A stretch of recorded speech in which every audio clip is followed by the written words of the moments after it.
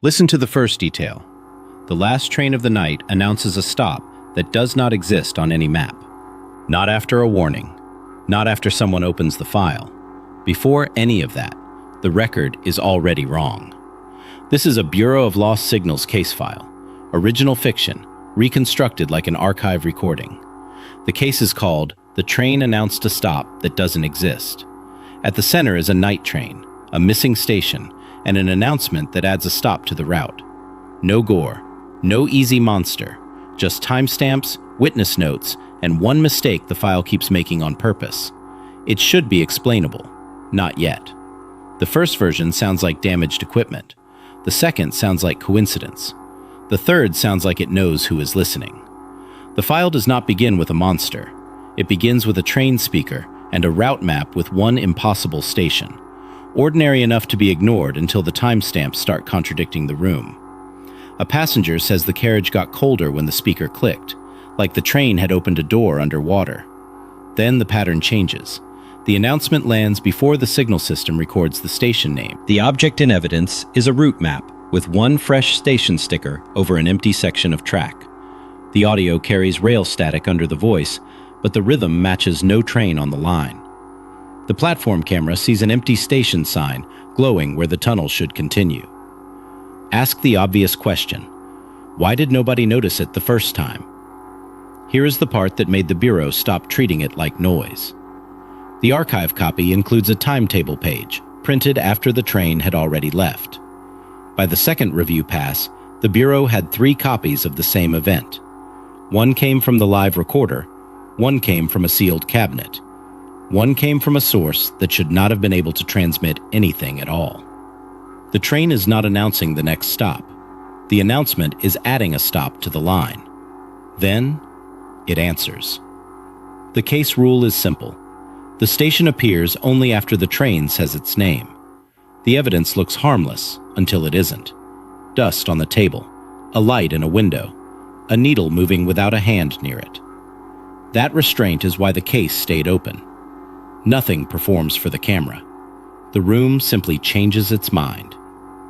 So what changed? The coordinate resolves to a platform number that the transit authority never built. That is where the story tilts. The last platform on a nightline stops being a location and becomes a test.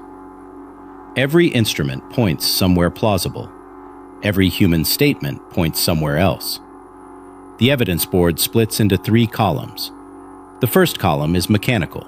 Serial numbers, room temperature, timestamps, custody marks. The second column is human. What the night staff heard, what they refused to write down, and which light stayed on after the recorder stopped. The third column is the one the Bureau never shows publicly, because it tracks what changed after each replay. On the first replay, a train speaker and a route map with one impossible station behaves like damaged equipment. On the second, it behaves like a transmitter.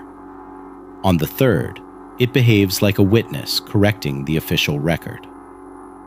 That progression matters because it turns a strange object into a chain of custody problem.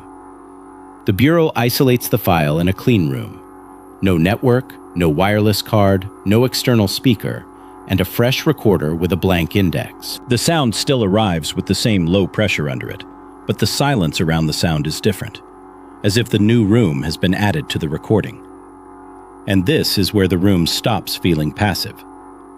One analyst marks the moment the case stops being passive evidence. It is not the loudest moment. It is not the most frightening moment. It is a tiny delay before the next tone. A pause just long enough to feel like the file is waiting for the Bureau to catch up. The physical scene around the last platform on a nightline never becomes spectacular. That is what makes it worse.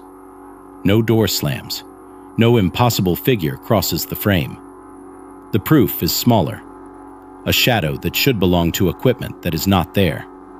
A meter needle settling before power returns. A tag number printed one line too early. The public reconstruction uses only the safest fragments, but even those fragments create a pattern.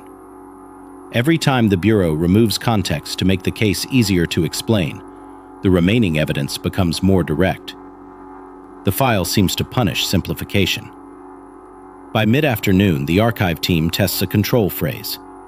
They write down a sentence that is never spoken aloud. The next recording does not repeat the sentence. It does something worse. It leaves a gap exactly where the sentence would fit. That gap becomes the case's fingerprint. Not a voice, not a symbol, not a threat.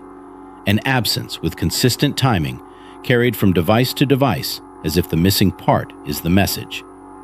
The final detail is small. That is why it works.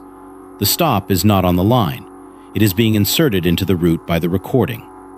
The Bureau tried to reduce the file to equipment failure, but each clean room replay carried one extra detail from the room that had just played it. The public copy removes the worst part. The private copy keeps it. The event behaves less like a transmission and more like a memory deciding which machine should hold it next.